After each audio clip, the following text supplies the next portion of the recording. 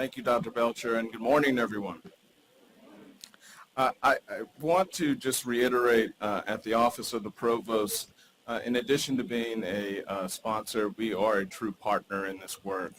Now, Dr. Belcher asked me to speak about myself, speak about the personal mission statement that I have for the university and the institution specific to diversity, equity, and inclusion, as well as to share with you just briefly a bit about the overall university's efforts.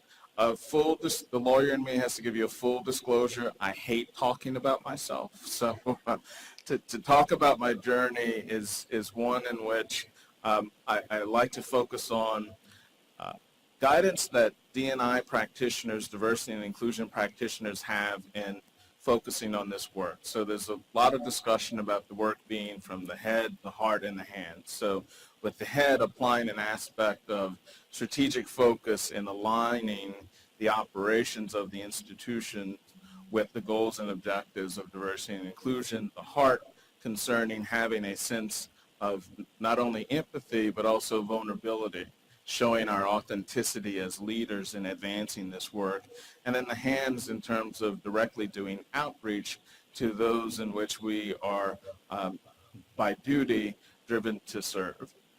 And so I will speak just briefly a bit about, or from a perspective of the heart, in terms of this work.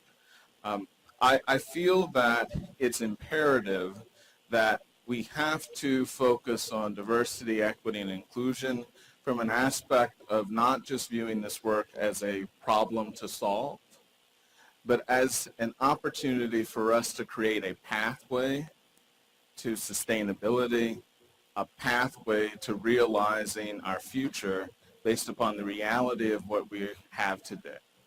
And the reality of what we have today is that we benefit and we are able to advance our contributions to society by including, welcoming, valuing all. And so if I leave you with any message today, that is the key message. Dr. Belcher also asked me, and I get asked this quite often, please, Fenimore, share your own individual vision for this work.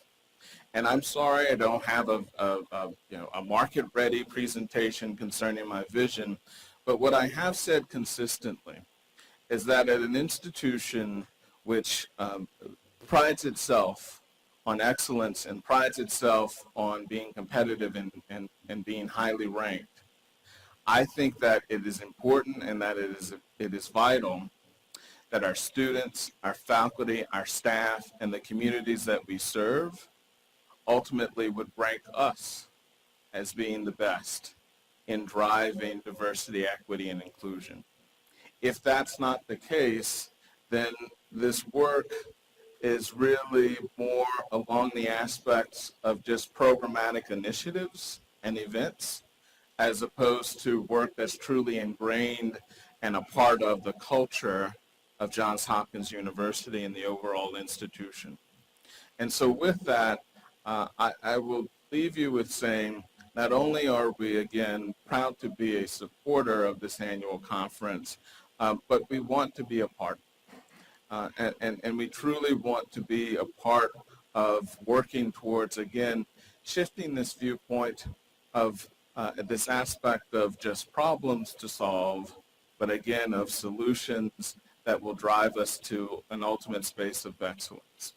I will end also in indicating back to the rankings comment that, as you may have noticed, we have secured the ranking of 10th concerning the leading colleges and universities.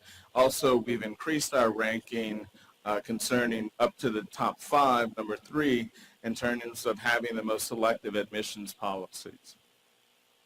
Now, what does that mean against the fact that our representation of our class of 2022 constitutes and represents nearly 30%, so 27% of our students are from underrepresented groups.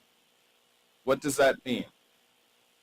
So we've increased our selection practices and at the same time, we have the highest rates of diversity of our students.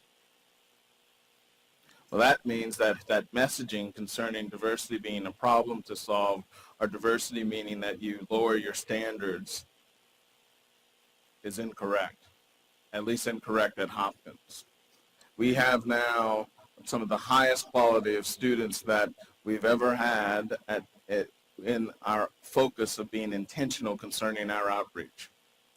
And so I leave you with that, hopefully too, in terms of how it will drive a theme for the discussions today and drive a theme for this overall work. So thank you, and please enjoy the rest of the day.